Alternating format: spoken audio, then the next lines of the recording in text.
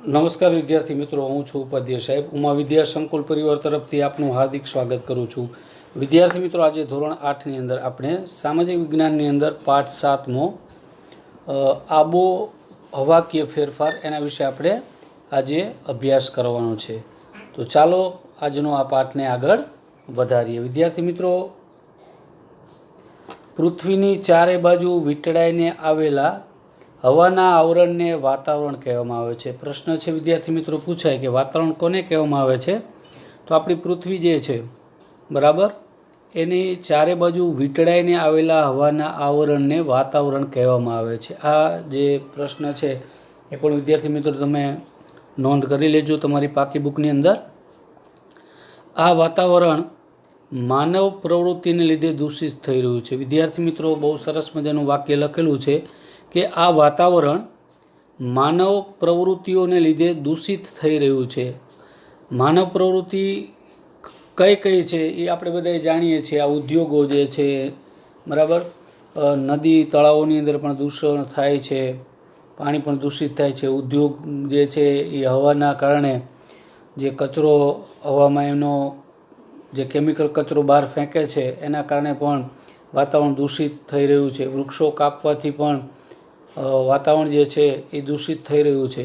તો વિદ્યાર્થી મિત્રો, માનવ પોતાના સ્વાર્થ માટે થઈ અને જે વાતાવરણ જે છે બરાબર, એનું પ્રદૂષણ જે છે એ વધારતા જાય છે પોતાના નિજી સ્વાર્થ માટે થઈને.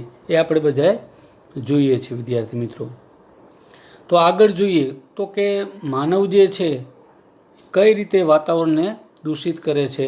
તો ઉદ્યોગો, કારખાના, પાવર સ્ટેશનો અને વાહનો દ્વારા વાતાવરણ દૂષિત થાય છે.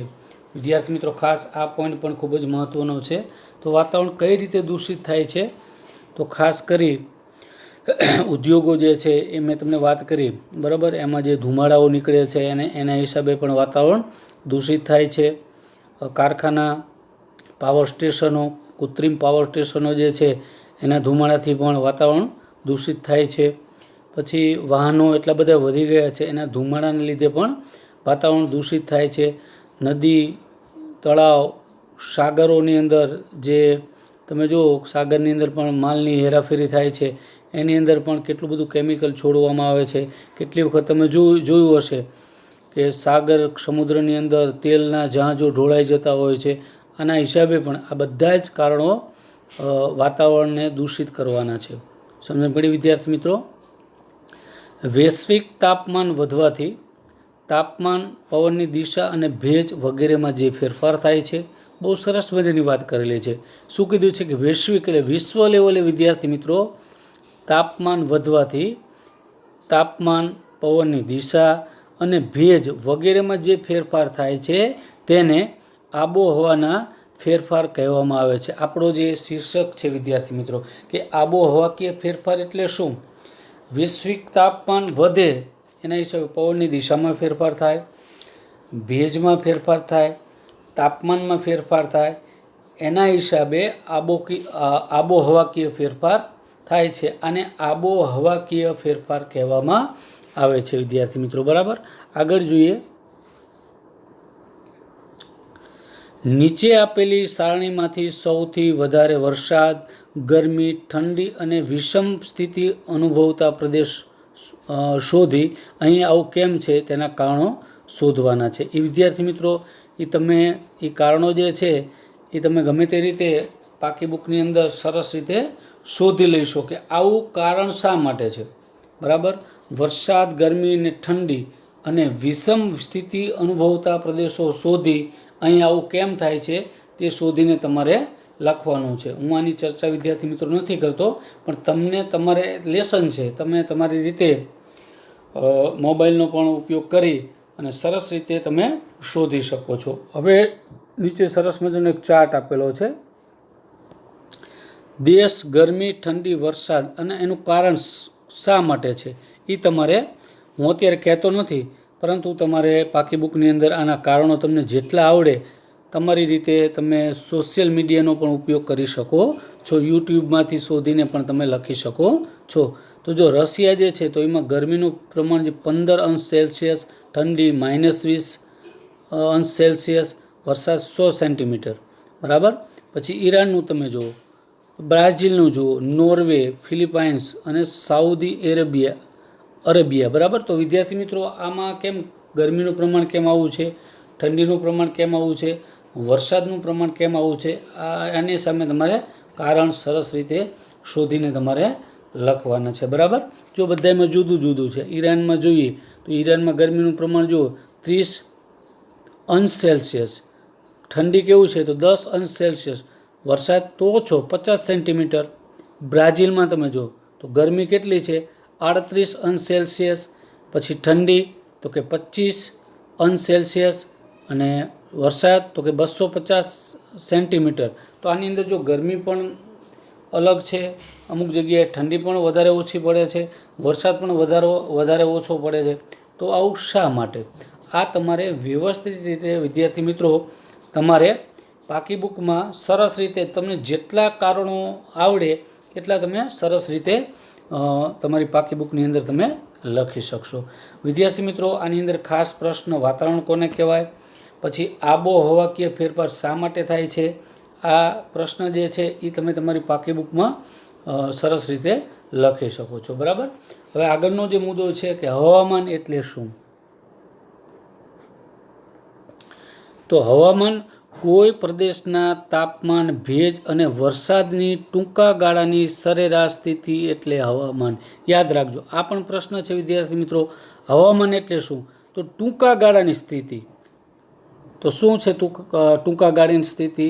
તો કોઈ પ્રદેશના તાપમાન, ભેજ અને વરસાદની ટૂંકા ગાળાની સરેરાશ સ્થિતિ એટલે હવામાન, બરાબર. નીચે જો સરસ મજાનો નકશો પણ આપેલો છે ભારતનો. આ ટૂંકા ગાળાની સ્થિતિ કાયમ માટે એવું ન હોય, બરાબર. લાંબા ગાળાની સ્થિતિને આબોહવા કહેવામાં આવે છે. આગળનો પ્રશ્ન એ પણ છે. માન લો કે ગુજરાત છે તો અહીંયા કાયમ માટે ઠંડીનું પ્રમાણ નથી રહેતું. આપણે કેવા છે, ઠંડીનું પ્રમાણ પણ માપે, વરસાદ પણ માપે, અને ગરમી જે છે એનું પ્રમાણ પણ માપે. એની જે ડિગ્રીની અંદર જેટલી ગરમીની આવતી એટલું જ આવે છે. ઉત્તરી વાત મગજમાં. તો આપણી સરેરાશ જે છે 45-42 ગરમીનું પ્રમાણ રહે છે, વરસાદનું પ્લસ માઇનસ થતું રહે છે. તો આને હવામાન કહેવાય. શું કીધું? કોઈ પ્રદેશના તાપમાન, ભેજ અને વરસાદની ટૂંકા ગાળાની સ્થિતિ એટલે હવામાન. ઉદાહરણ આપું વિદ્યાર્થી મિત્રો, આપણે જમ્મુ કાશ્મીર છે, હિમાચલ પ્રદેશ, ઉત્તરાખંડ, અહીંયા સતત બરફવાળો પ્રદેશ, અહીંયા ઠંડીનું પ્રમાણ વધારે. તો અહીંયા કેવું હોય વાતાવરણ? કાયમ માટે ઠંડુ હોય. એ આબોહવા અહીંયાની એવી છે કાયમ માટે. આપણી આબોહવા જે છે એવી છે નહીં. ઉત્તરી વાતમાં ટૂંકમાં ટૂંકા ગાળાની જે સ્થિતિ છે એને શું કહેવામાં આવે છે? હવામાન કહેવામાં આવે છે, બરાબર વિદ્યાર્થી મિત્રો. જો ભારતનું હવામાન અને એનો નકશો જે છે એ સરસ મજાનું આપેલું છે. બાજુની અંદર જો બધાએ અલગ અલગ તાપમાનો પણ આપેલા છે, બરાબર. નકશાને જુઓ, વિચારો અને સમજીને નોટબુકમાં લખી આ સ્થળે કેવું હવામાન છે એ તમારે લખવાનું છે. જો દિલ્હીનું છે, બરાબર, 22-11, 24-9, પછી 29-18, 32-19, પછી આપણે અહેમદાબાદ 33-16, 31-23. આ હવામાન તમારે વિચારીને શું કરવાનું છે? તમારે પાકી બુકની અંદર વિદ્યાર્થી મિત્રો લખવાનું છે. હવે છે આબોહવા, ક્લાઇમેટ, બરાબર. તો શું કીધું છે? આબોહવા કોને કહેવાય? તો વિદ્યાર્થી મિત્રો કોઈ પણ પ્રદેશના 35થી વધારે વર્ષોના સરેરાશ તાપમાન, ભેજ અને વરસાદની સરેરાશ સ્થિતિ એટલે આબોહવા. યાદ રાખજો, હવામાન જે છે એ ટૂંકા ગાળાની સ્થિતિને હવામાન કહેવાય. પણ જે લાંબા ગાળાની સ્થિતિ જે છે, લાંબા ગાળાની એટલે કેટલી વિદ્યાર્થી મિત્રો કીધી છે? કે કોઈ પણ પ્રદેશના 35થી વધારે વર્ષોના સરેરાશ તાપમાન, ભેજ અને વરસાદની સરેરાશ સ્થિતિ એટલે આબોહવા. એટલે યાદ રાખજો, હવામાન અને આબોહવામાં આ ફરક છે, બરાબર. ટૂંકા ગાળાની સ્થિતિને હવામાન કહેવામાં આવે છે, અને લાંબા ગાળાની એટલે 35 વર્ષથી ત્યાંનું જે તાપમાન છે, ભેજ છે, વરસાદની સ્થિતિ એટલે આબોહવા. કે અહીંયા 35 વર્ષ આ રીતનું જ છે. ઉત્તરી વાત મગજમાં સમજણ પડી? યાદ રાખજો, બરાબર. હવે આગળ તમારા પાઠ્યપુસ્તકની અંદર જો વિદ્યાર્થી મિત્રો ચિત્ર આપેલા છે ગ્રીન હાઉસ ઇફેક્ટની અસરોના દ્રશ્ય છે. એક જગ્યાએ બરફ જે છે એનું પાણી પડી રહ્યું છે ને એક જગ્યાએ એકદમ સૂકું છે. ઉતરી વાત મગજમાં વિદ્યાર્થી મિત્રો? તો હવે ગ્રીન હાઉસ ઇફેક્ટ એટલે શું એ પણ આપણે જોઈએ વિદ્યાર્થી મિત્રો. નીચે ચિત્ર પણ સરસ મજાનું આપેલું છે કે આપ જાણો છો ઠંડી આબોહવાવાળા દેશોમાં સૂર્યતાપ ઓછો અનુભવાય છે, તેથી છોડ, શાકભાજી તથા વૃક્ષોનો વિકાસ અટકે છે.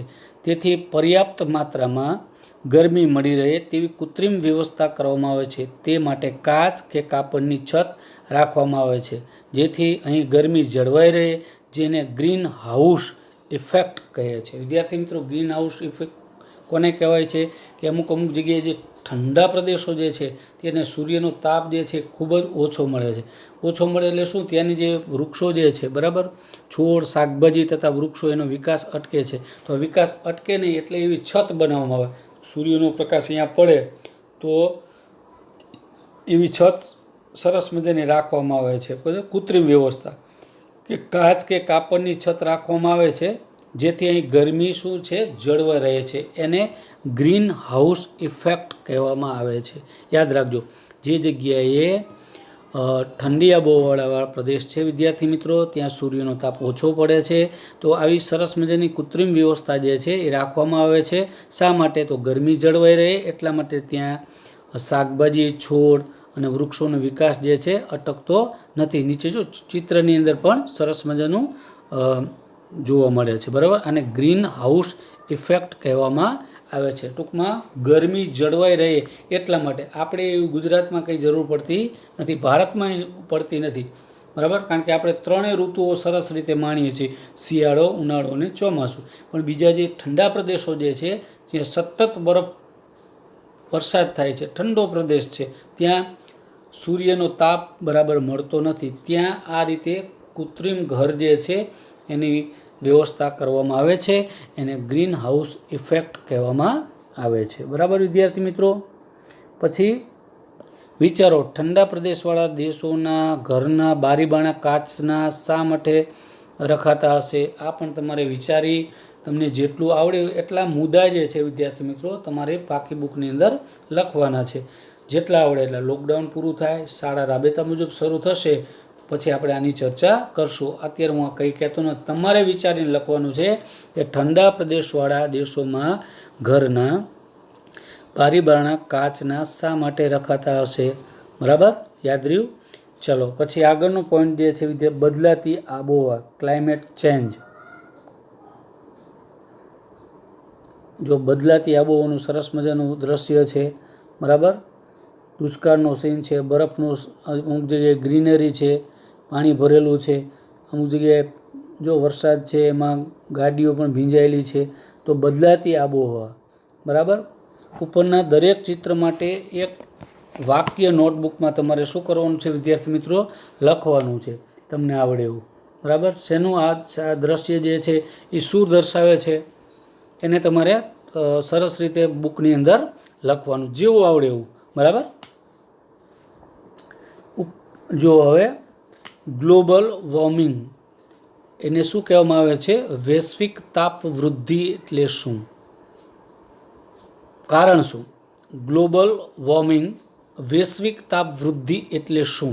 બરાબર, ચાલો એ પણ આપણે જોઈએ વિદ્યાર્થી મિત્રો. ગ્લોબલ વોર્મિંગ એટલે પૃથ્વીના વાતાવરણને ગરમ કરનારી green house effect. Green house effect એટલે કે સૂર્યના કિરણો સાથે આવતી ગરમીને વાતાવરણમાં આવ્યા પછી પૃથ્વી પર અથડાઈને પરાવર્તન પામી પાછી અવકાશમાં જવા ન દેવાય તેવી સ્થિતિ છે. ઉતરી વાત મગજમાં. આને શું કહેવામાં આવે છે? વૈશ્વિક તાપ વૃદ્ધિ વિદ્યાર્થી મિત્રો કહેવામાં આવે છે. જે સૂર્યના તાપ સાથે જે ગરમી જે છે, બરાબર, કહેવાનો મતલબ શું કીધું છે કે જે ગરમી જે છે, બરાબર, સૂર્યના કિરણો સાથે આવતી ગરમીને વાતાવરણમાં આવ્યા પછી પૃથ્વી પર અથડાઈને પરાવર્તન પામી પાછી અવકાશમાં ન જવાય દેવી સ્થિતિ કહેવામાં આવે છે. ન જવા પાછી અવકાશમાં જવા ન દેવાય તેવી સ્થિતિ. વિદ્યાર્થી મિત્રો બહુ સરસ મજાનું વિદ્યાર્થી મિત્રો ખાસ જુઓ તમે કે જે ગરમી સૂર્યના તાપની નીચે જે ગરમી આવે છે પૃથ્વી પર અથડાઈને પરાવર્તન પામીને પાછી નથી જતી, તો તે ક્યાં પૃથ્વીની અંદર જ રહે છે. પાછી અવકાશમાં જવા ન દેવાય તેવી સ્થિતિ. આવો કંઈક કરીને શીખીએ. ધાબળાને ઓઢીને 10 મિનિટ સૂઈ જાઓ. શું અનુભવ્યું? ગ્લોબલ વોર્મિંગ આવું જ કંઈક છે.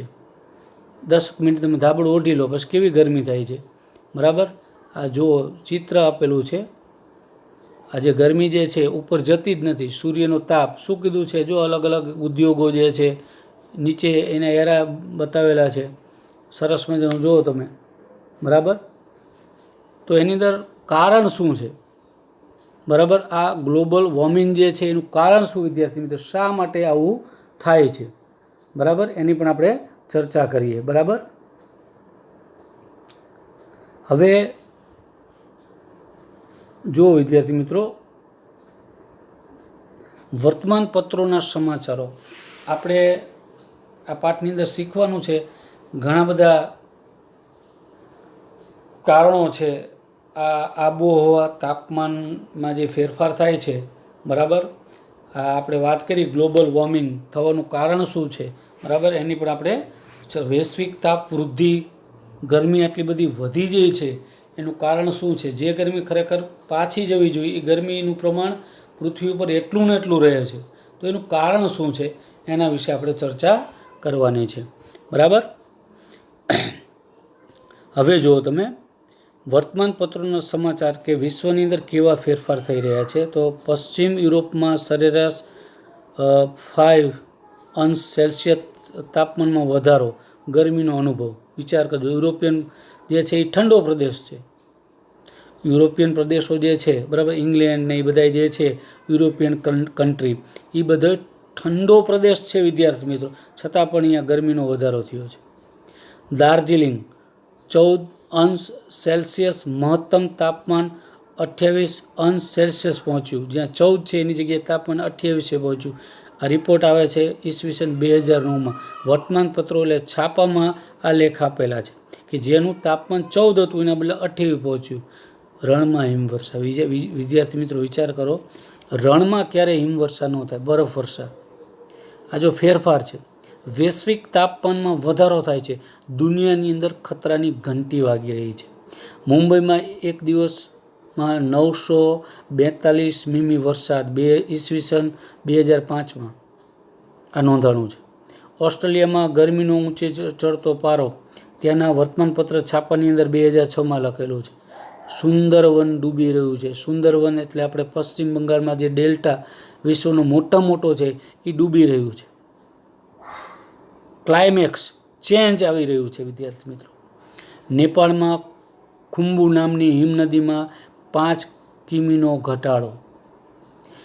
એન્ટાર્કટિકામાં 35 દિવસમાં 3250 ચોરસ કિમી બરફની છાજલી પીગળી ગઈ. નદીઓમાં પાણીના સ્ત્રોત ઘટ્યા. આ બધા વર્તમાન સમાચારો છે.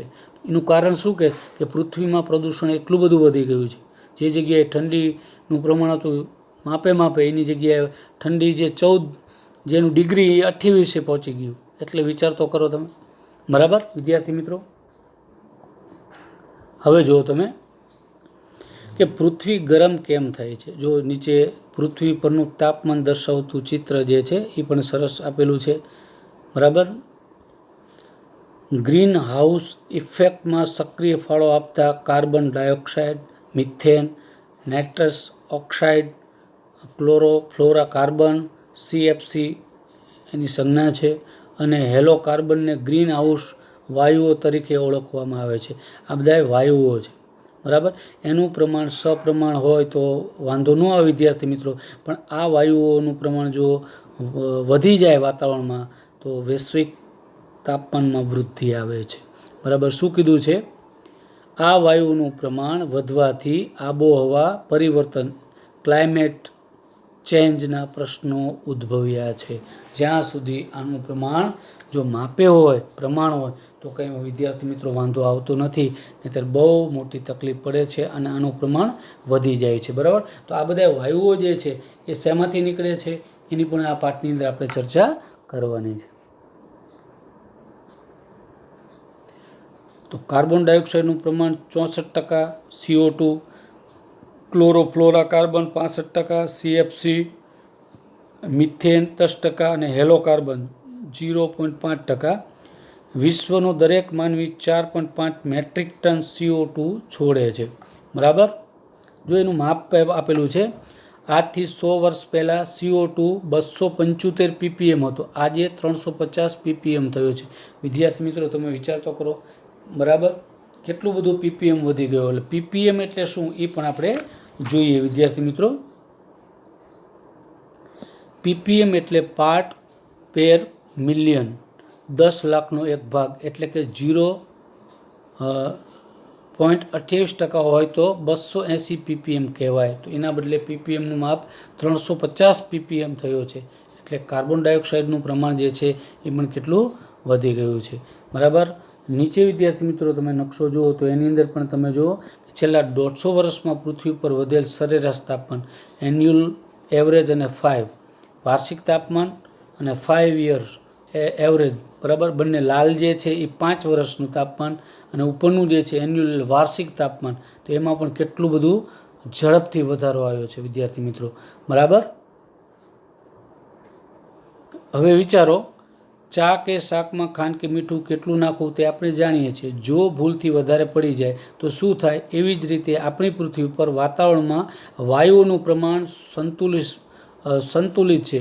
હવે જો કાર્બન ડાયોક્સાઇડ વાયુનું પ્રમાણ વધી જાય તો શું થાય વિદ્યાર્થી મિત્રો? જો વાયુ સંતુલનમાં હોય, આ બધા વાયુ, તો વાંધો નથી આવતો, પણ એનું પ્રમાણ વધી જાય તો? ઉદાહરણ આપ્યું છે કે ચા કે શાકમાં ખાંડ કે મીઠું કેટલું નાખવું આપણે જાણીએ છીએ. વધી જાય તો શું તકલીફ થાય એ પણ આપણે જાણીએ છીએ. એ જ વસ્તુ સેમ આ છે વિદ્યાર્થી મિત્રો. બરાબર, પછી જો નીચેની સારણીનું વાંચન કરો અને વિચારો, આપણી પૃથ્વીને ગરમ કરવામાં આપણે કેટલા જવાબદાર છીએ તે ચકાસો. બરાબર, એ પણ જોઈએ વિદ્યાર્થી મિત્રો. જુઓ તમે,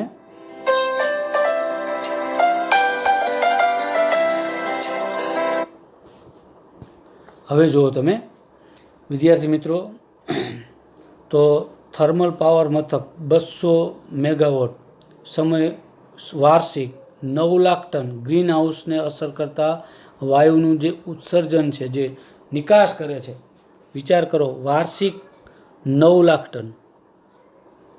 બરાબર, આ નુકસાન વાર્ષિક. થર્મલ પાવર એટલે જે વિદ્યુત મથકો જે છે એની વાતચીત કરવામાં આવેલી છે. બરાબર વિદ્યાર્થી મિત્રો, પછી મોટર કાર વાર્ષિક 17 કરોડ ટન હવામાં છોડે છે વાયુ, ખતરનાક. એસી સરેરાશ 2 કલાક સમય 24 કલાક 2230 કિગ્રા. 2 કલાક અને 24 કલાકમાં કેટલો છે? 2230 કિગ્રા જે છે. બરાબર, પછી ટીવી 24 કલાક 190 કિલોગ્રામ. ટ્યુબલાઇટ 24 કલાકમાં કેટલો? 88 કિલોગ્રામ. કમ્પ્યુટર 24 કલાકમાં 130 કિલોગ્રામ. ફ્રીજ 24 કલાકની અંદર 920 કિગ્રા. બરાબર, એટલે કિલોગ્રામ. આટલા જે વાયુઓ જે છે એ હવાની અંદર છોડે છે. તો આનાથી એટલું બધું વિદ્યાર્થી મિત્રો નુકસાન થાય છે. બરાબર, બસ અહીં સુધી આપણે પાઠને રાખીએ છીએ. આગળ પછી આ પાઠની અંદર આગળના વિડીયોની અંદર આપણે આગળ વધશું. અસ્તુ. જય હિન્દ, જય ભારત.